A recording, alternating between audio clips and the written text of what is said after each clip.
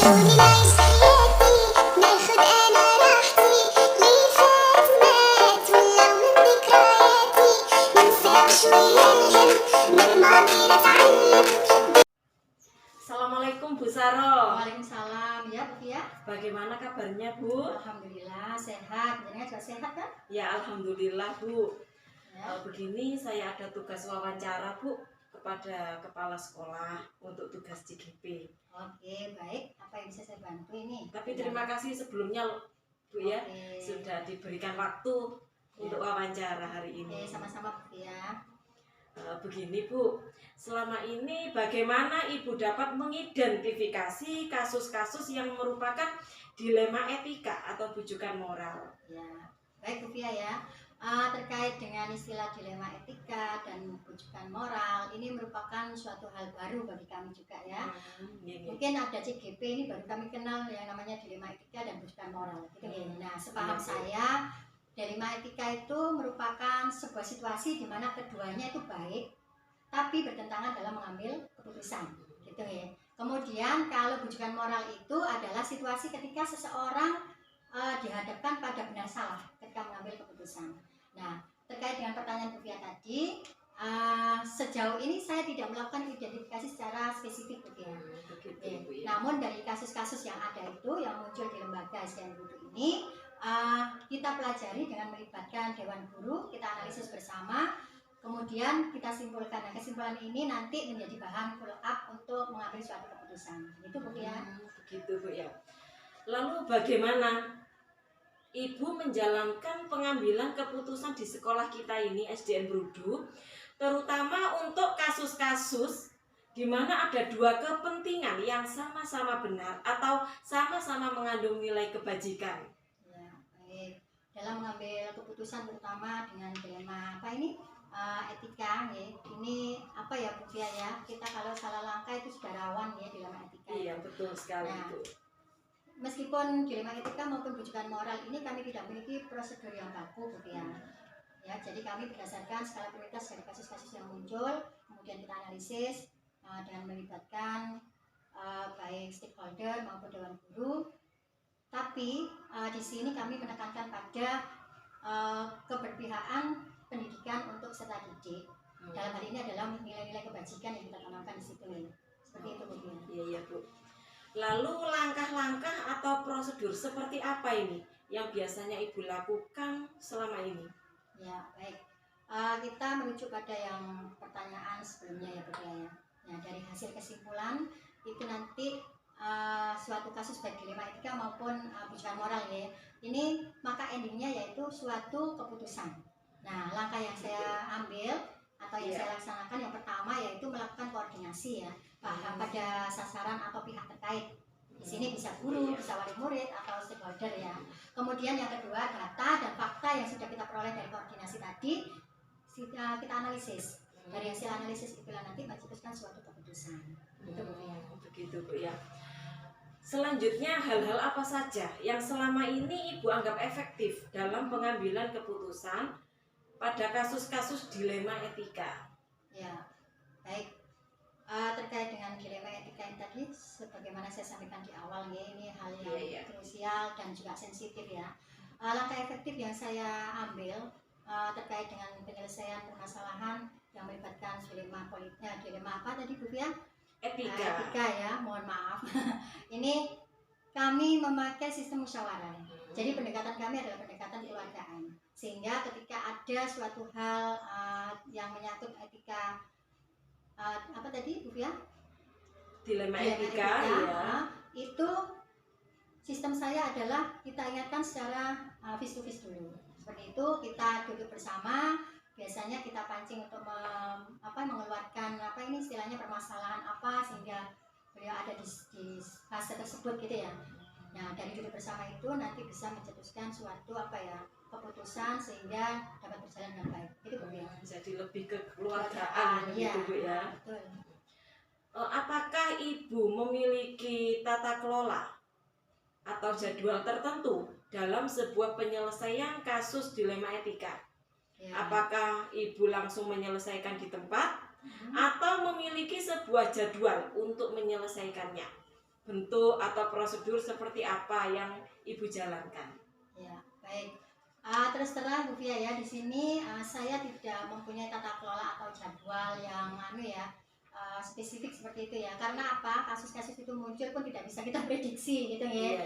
Tetapi apabila kasus itu kita anggap urgent sesuai dengan skala prioritas, maka itu akan kita selesaikan. Bahkan kalau permasalahan itu butuh penyelesaian pada waktu itu juga, maka kita selesaikan pada waktu itu. Itu juga dalam mengambil suatu keputusan. Itu Bu Fia. Luar biasa sekali.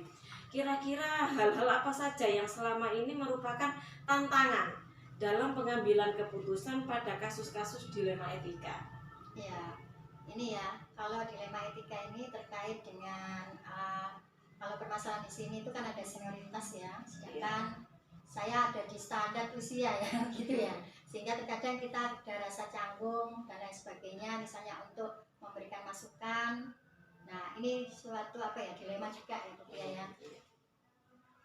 Tetapi terkait dengan itu semua, meskipun ada ya rasa kecanggungan dan lain sebagainya, tetapi di SDN Brudu ini kita urai dengan adanya kita sering ada diskusi secara tidak langsung, permasalahan itu kita munculkan, bagaimana tanggapan dan lain sebagainya. Hal itu bisa menyerap kepada pihak yang ada masalah tersebut ya, begitu Bu. Lebih kekeluargaan Iya, gitu ya, betul. musyawarah dan kekeluargaan. Adakah seseorang atau faktor-faktor apa yang selama ini mempermudah atau membantu ibu dalam pengambilan keputusan dalam kasus-kasus dilema etika? Ya, sesuai dengan ini ya negara kita ya. Iya. Musyawarah ini yang kita angkat di sini ya. Karena kalau kita berpendapat sendiri belum tentu kita bisa istilahnya tidak subjektif atau objektif ya, netral, tidak bisa. Terkadang apa yang saya anggap baik itu belum tentu itu baik jika diterapkan, sehingga saya butuh untuk musyawarah dalam menyelesaikan kasus-kasus tersebut dari berbagai macam pendapat teman-teman. Dari situ nanti kita analisis pendapatnya, kemudian kita tentukan, kita putuskan pendapat tersebut mana yang akan kita terapkan dan kita pakai, begitu Bu ya. Luar biasa sekali Bu ya. Dari semua hal yang ibu sampaikan tadi, pembelajaran apa yang dapat ibu petik dari pengalaman ibu mengambil keputusan dilema etika? Oke. Yang paling sulit sepertinya itu dilema etika ya Bu ya. Ya baik, terkait dengan pengambilan keputusan itu baik dari skup kecil maupun luas, tentunya kita harus tetap menjunjung tinggi musyawarah untuk mufakat ya, karena dengan adanya musyawarah untuk mufakat itu rasa keluargaan atau rasa senioritas itu sudah tidak ada ya. Gitu. Biasa sekali Bu ya. Jadi di sini Ibu menekankan pada pengambilan keputusan itu pada peserta didik Ya. dan pengambilan keputusannya dirapatkan dulu, dimusyawarahkan dulu. Ya, terutama dengan kebajikan tadi nilai ya. kebajikan, iya. Dan sering mengadakan kolaborasi Bu ya. Betul. Iya. Terima kasih Bu ya untuk wawancaranya hari ini. Luar biasa sekali. Semoga kedepannya ini bisa program-program sekolah ini bisa terjalan dengan lancar, dengan baik dan kompak sekali. Amin. Terima kasih Bu Fia ya. Bu Fia juga begitu, semoga sukses juga dalam menjalani Amin. ini. Iya. Iya. Bagaimana kabarnya Bapak hari ini? Alhamdulillah baik. Ya, luar biasa sekali Pak ya. Begini Pak, terima kasih sebelumnya saya sudah memberikan waktu karena saya ada tugas dari pendidikan calon guru penggerak untuk wawancara terhadap beberapa kepala sekolah. Baik, bisa saya mulai Bapak G? Ya, silakan. Ya. Yang pertama, selama ini bagaimana Bapak dapat mengidentifikasi kasus-kasus yang merupakan dilema etika atau rujukan moral? Ya, selama ini dalam mengidentifikasi dilema etika, kasus-kasus dilema etika, di mana keadaan dilema etika adalah di mana keadaan benar dan salah dalam mengambil sebuah keputusan atau rujukan moral adalah situasi ketika seseorang dihadapkan pada benar salah ketika mengambil keputusan. Sejauh ini saya tidak melakukan identifikasi secara spesifik, namun dari kasus-kasus yang muncul saya pelajari dengan melibatkan semua yang ada, yaitu warga sekolah dan stakeholder ataupun wali murid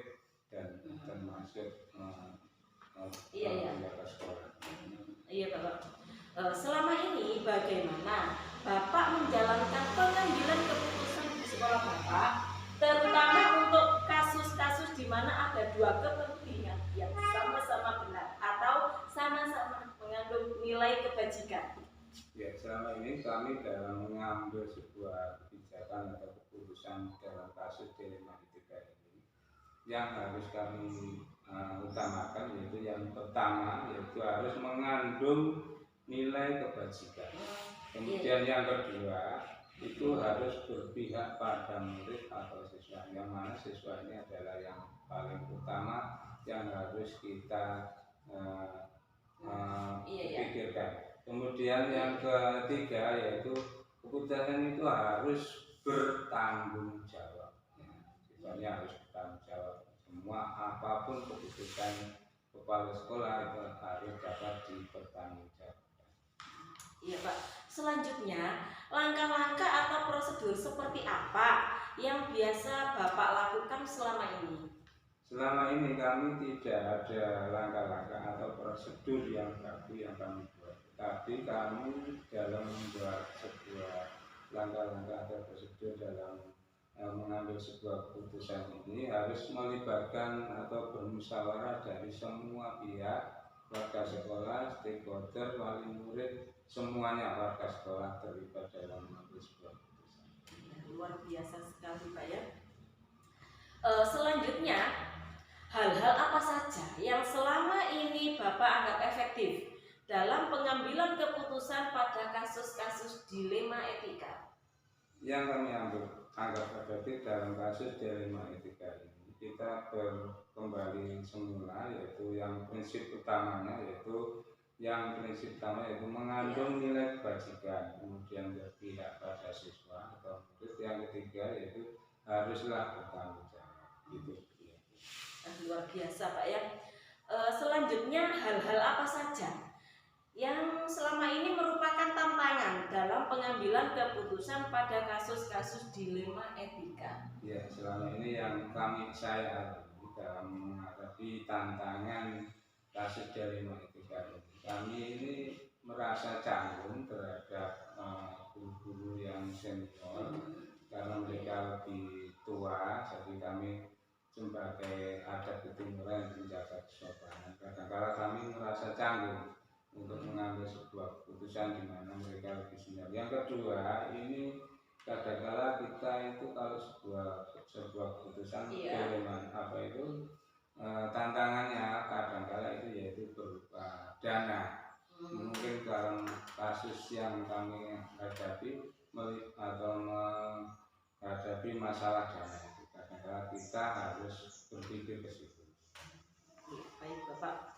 Apakah Bapak memiliki sebuah tata cara atau jadwal tertentu dalam sebuah penyelesaian kasus dilema etika? Apakah Bapak langsung menyelesaikan di tempat atau memiliki sebuah jadwal untuk menyelesaikannya? Bentuk atau prosedur seperti apa yang Bapak jalankan? Tata kelola atau prosedur jadwal yang di sekolah kami tidak ada ya, karena apa sifatnya kasus dilema etika ini datangnya itu secara tiba-tiba, tidak bisa kita prediksi atau kita buat program, tidak bisa karena kasusnya ini datangnya tiba-tiba, sehingga kalau memang itu kasus ini harus segera kita selesaikan, maka ya harus secepatnya kita harus menyelesaikan kasus tersebut. Iya, luar biasa sekali Pak ya. Selanjutnya, adakah seseorang atau faktor-faktor yang selama ini mempermudah atau membantu Bapak dalam pengambilan keputusan dalam kasus-kasus dilema etika? Nah, yang membantu saya dalam memutuskan sebuah keputusan menghadapi kasus dilema etika ini adalah kami, yaitu semua pihak ini sangat membantu ya. Semua pihak, semua warga sekolah, stakeholder, kemudian wali murid, bahkan siswa pun kadang-kadang kami terlibatkan. Di mana keputusan tersebut haruslah bertanggung jawab. Kalau memang itu kalau tidak dilibatkan, maka artinya itu tidak akan mengenai sasaran tentang tanggung jawab tersebut. Iya Bapak.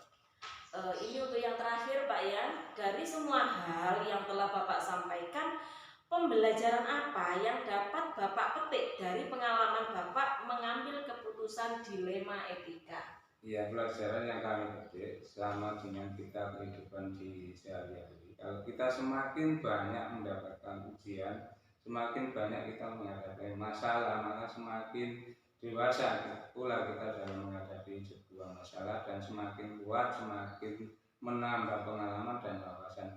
Begitu juga di dalam sebuah lembaga, semakin kita banyak menghadapi sebuah masalah dari etika, maka semakin sering kita menghadapinya, maka semakin banyak pengalaman yang kita peroleh dan dapat mendapatkan kedewasaan kita secara pribadi dan juga akan menambah pengetahuan kita untuk membuat sebuah keputusan menjadikan lembaga ini menjadi lebih baik dan lebih maju yang seperti yang kita harapkan bersama. Iya ya, baik Bapak. Jadi kesimpulannya ini semakin sering kita menghadapi suatu permasalahan, maka pemikiran kita ini akan semakin dewasa Bapak ya, dan semakin menambah pengetahuan. Betul sekali. Iya. Jadi terutama keputusan-keputusan ini tentunya mengacu dengan tiga hal tadi Bapak ya. Iya. Nilai kebajikan, berpihak pada siswa dan dapat bertanggung jawab. Iya. Iya. Baik, terima kasih Bapak untuk waktunya hari ini. Mudah-mudahan semua program di sekolahan Bapak berjalan lancar ya, dan semakin ke depan. Ya, semakin sukses ya Bapak ya. Iya, saya akhiri dulu. Wassalamualaikum warahmatullahi wabarakatuh. Waalaikumsalam.